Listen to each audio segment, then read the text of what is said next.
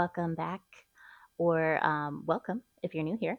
My name is Jess, and this is Book Tea with Jess, obviously. This is my May and June reading wrap up. Sorry, I've been gone for a little while. A lot of things happened in my life. If you saw my last video, the life updates there, you know the context, but quick summarization. I had another grandmother pass away, and it was kind of rough. I also decided to change career paths. Um, it had been something that I was thinking about for a little while, so I'm going from a lot of support roles in veterinary medicine to an IT support specialist type of role, and I am studying for that. So, yeah, lots of changes over here. So, I've been gone. So, yeah, grab something, cozy or cold to drink, depending on where you are and what your climate is like. It's very hot here. So, I have my Stanley with a lot of ice. And I will go ahead and get into it. I have my phone here to help keep me on track and remind me of these books since some were, well, one was in May. I only read one book in May, which was not a lot for me. I usually read multiple books in a month. But that's when everything went down. So in May, I finished The Salt Grows Heavy by Cassandra Khaw. And I actually listened to this on audiobook. So I was having trouble, reading physically. Usually I read faster with my eyeballs than my earballs. But that month it was just, there was so much going on that the audiobook was more appropriate for me. And if you don't know what it's about, it's kind of like a retelling or a reimagining of The Little Mermaid, but like after all of the events have occurred and the prince ended up being not a good dude. The prince is swiftly dispatched by her after, she had like sworn fealty to him and her voice, and she just had enough of it. And apparently, their children had become cannibals, and they had created a little cult in the woods under this leader. So, this mermaid siren character and this plague doctor team up together and go into the woods, find these children and their bizarre rituals, and try to stop all of these events from occurring, these really dark and odd events. And it's just an interesting adventure along the way. So I highly recommend it. I thought it was great. I I personally gave it 4 out of 5 stars. It could have been a little bit longer. Felt like things could have been hashed out a little bit more, and I would have enjoyed it more so. The next book I actually started in May but finished in June. It was the first book that I finished in June.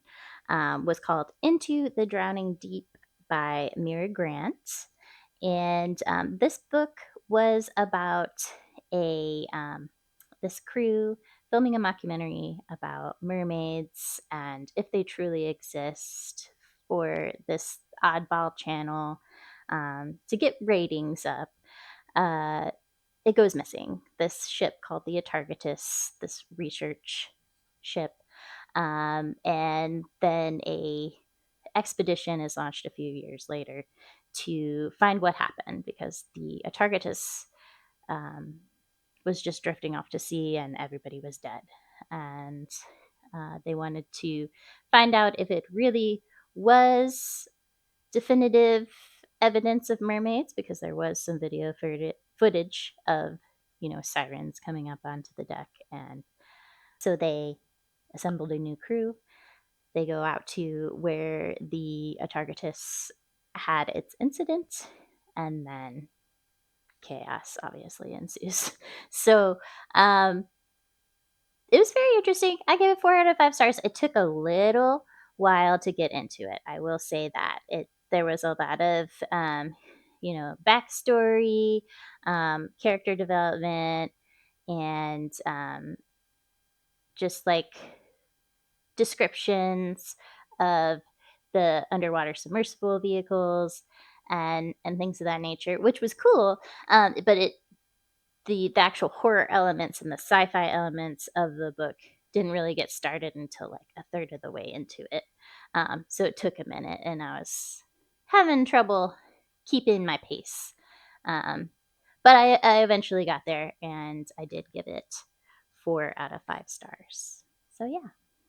The next book is called Lure by Tim McGregor, and it is about this fishing village um, on another world shore. They have this legend of mermaids, and there's like an actual skeleton hanging inside of their chapel, which is rather macabre for a Christian church. um, and then, due to some celestial events, the phases of the moon, and I guess the date, a mermaid does return, and strange things start to happen. Some people want to find the mermaid and hunt it down. Some people are very empathetic towards the mermaid, especially the women in the village, because they are very, downtrodden. It's a very patriarchal society, and I thought that this was really well done. It had a lot of themes on uh, feminine rage and that type of horror that I really tend to grab onto. And I gave it 4 out of 5 stars. I don't really remember why I only gave it 4. I don't know. The ending was kind of sad. The way that the events unfolded, some of the people who had bad things happen to them deserved it. So I think it was probably the ending that made me give it 4 stars. So this next book is called Diving into the Deep, a gripping true story of adventure, risk, and spiritual quest by Lowell Lytle. I think it's Lytle. It might be Little. It's Lytle. This is a book that I picked up at the Titanic Museum in Pigeon Forge. I went there at the end of May, which was a nice reprieve after everything that had happened. It was about this man. He has since passed. He was 95 when he did. He used to play Captain Smith at all of the Titanic attractions in the country. He has shown up as like a paid actor to be um, Captain Smith at the Pigeon Forge Museum, and the one that's also in Branson, Missouri. Those two are affiliated with each other. And then also the one in Orlando. And I believe he's also been to the one at the Luxor in Las Vegas as well. And the book, he was actually able to go down to the Titanic on the submarine, which was kind of neat to read about. And hearing about all of his, or reading about all of his uh, adventures as Captain J. Smith at the museums was really interesting and fun to read. What I didn't really know going into the book was that he was like a Christian missionary kind of guy. The book was rather preachy. Um, he spent a lot of his life trying to convert people to Christianity. Um, and nothing was like insidious about it. He seemed like a genuinely sweet man. I have nothing against, good Christians. I don't particularly prescribe to any religion myself. But he seemed like he was genuinely, trying to do good work in the name of Jesus.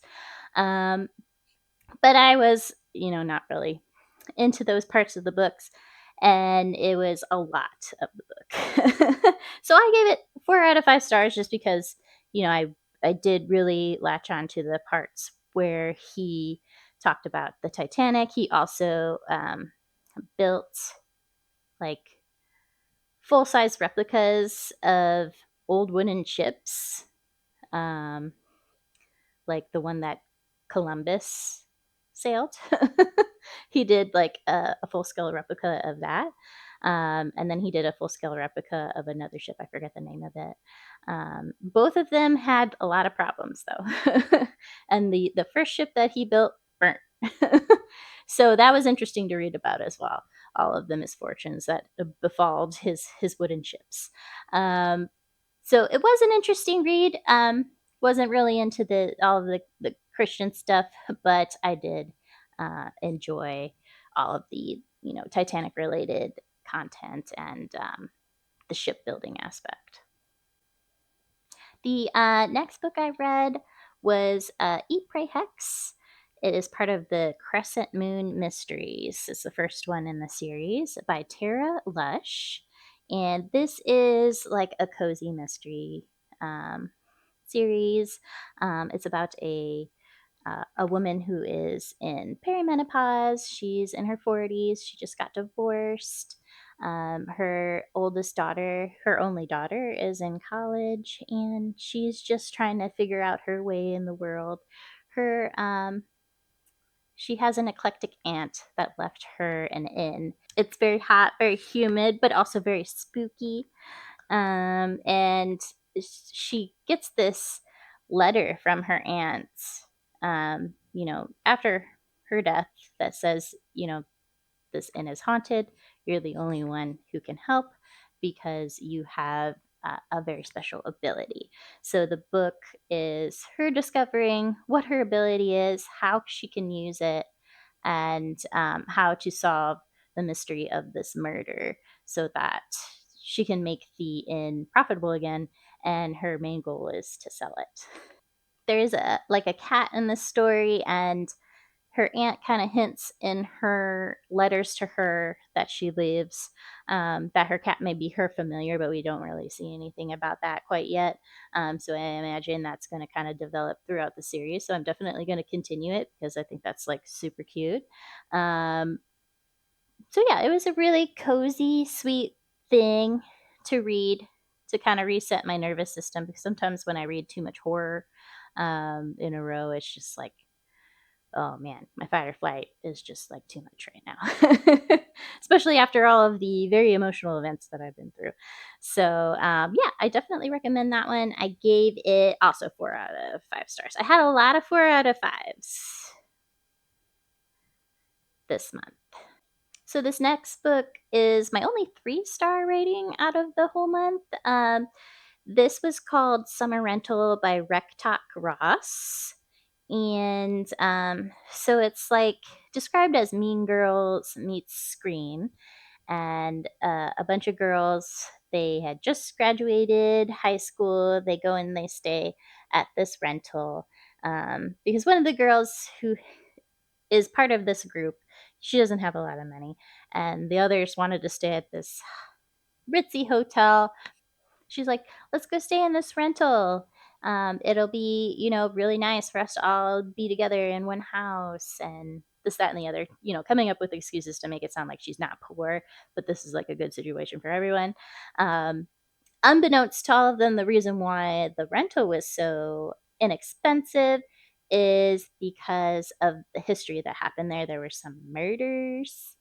Um, and they find this out, they're going out, they're doing underage drinking, they're partying at a bar, and someone that they know comes up to them and is like, hey, it's interesting that you're staying at that house because blah, blah happened at that house. And they're like, what? So the main character, Riley, she is, her friends are like just running off with dudes. And she decides to go back to the rental by herself. She sees someone in a raincoat doing weird stuff outside, and it looks like they're dragging a body. And one of the girls hasn't been, texting everybody back. So she's like, oh no, what happened? And turns out she had been off with somebody else's like boyfriend because mean girl stuff, whatever. And they were just like, oh no, she's probably fine. She's just off screwing this girl's boyfriend. They were like, oh, you're crazy. You didn't see that. It was just like your mind playing tricks on you because you heard that story. And then everything just kind of, snowballs from there. A hurricane rolls in. They're waiting on their friend. They miss their opportunity to evacuate because there's like one bridge on and off the island that they're staying on. So chaos ensues. Yeah. So it was all right. Like the premise was better than the actual story itself, and it was 3 out of 5 stars is still a pretty good rating. What I didn't really like is like I'm 37, so the age group, they were all really immature, and then the mean girl stuff I never really like was into that. I've never even seen the movie Mean Girls. So I'm like, I don't even know why I picked this up, probably because of the whole scream aspect of everything. And it was like a slasher book for Summerween. But yeah, I mean, if you're into the mean girl aesthetic and you like slasher movies, I think that you would really like this. For me, it was just kind of meh. So yeah, I guess I'm just old. I'm an old lady. It's all right. I relate more to the lady in the Crescent Moon series with her perimenopause than I do with these youngins. The next book that I finished was Rolling in the Deep by Mira Grant. This is the prequel to In the Drowning Deep, Into the Drowning Deep. So it's the actual story of the Atargatis and what happened, and a little bit more of the background story of the characters that had passed on the ship and their decision making and the captain and everything and all of that. So it was nice to have that additional backstory. I gave that a 4 out of 5 stars. I would have liked it to be a little bit longer. It was very short compared to Into the Drowning Deep. Into the Drowning Deep was a thick, thick lady. And then the prequel was like super tiny. um, so it would have been nice for it to be a little bit longer and to be a little bit more detailed. So that's why I gave it 4 out of 5 stars, which was like completely opposite from the other book. I gave that one 4 stars because it was a little bit too much in the beginning. But yeah, I really enjoyed that. It was nice to have all that context. The next book that I finished, the last book for June, was Wylding Hall by Elizabeth Hant. And this one was really cool. It was about this like folk rock group that went out to this mysterious country estate out in the middle of nowhere, at the bequest of their manager, so that they could get together and write music and focus. Um, which there was some focusing going on, but there was also a lot of drugs and alcohol and normal rock and roll type of stuff. And also, there was some, strange things, strange happenings in the house. And one of their lead singers starts having really strange behaviors and starts, um, you know, going and spending time in this really strange library that doesn't always seem to be in the same place, and you have to climb a turret to get there. And he's writing down music from old tomes and singing these ethereal folk songs from long long ago.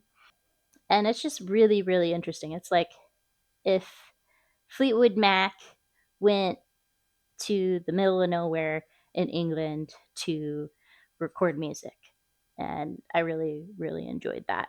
I don't know why I gave it 4 out of 5 stars. I feel like I'm going to round that up. I'm going to go ahead and fix that on my Goodreads and go ahead and give that a 5 star, fix my my Fable as well, because it was a good time. I enjoyed it. Some people didn't like the way that it was narrated because it changed um, perspectives. Like the story was linear, but somebody different was telling it, in sections. So, and it was kind of like um, there were some news stories. It wasn't necessarily a postulary, but it had a little bit of like a mixed media thing like going on, which was, I thought it was cool personally. So yeah, that's my May and June reading wrap up. Thanks for watching and listening to me ramble. I didn't really script this video as much as I have in the past because I don't know. I look back at my previous videos and they seemed a little too scripted. So now if this seems a little bit like super jarring because I'm actually like showing a little bit of more of my personality and not reading off of something except for just my rating and the review, um, let me know. I'll go back to what I was doing before. I still plan on doing a reading wrap up of the last half of April for Titanic April. I read so many books that month. I just haven't sat down to actually like look at them again. I'm gonna need to like review what I read so I can actually put together a cohesive video for you. I also might do like the mid year freak out book tag as well. I think that would be fun. I've seen a lot of people put that together recently, and I feel like that would make some great content. So yeah, I'll be around. I'm back. I'll be here. Please take care of yourselves. I know the world's kind of funky right now with everything going on in it. But, take some time for you. Do some self care, especially if you're going through some grief like I have been recently. And I will see you in my next video. Bye bye.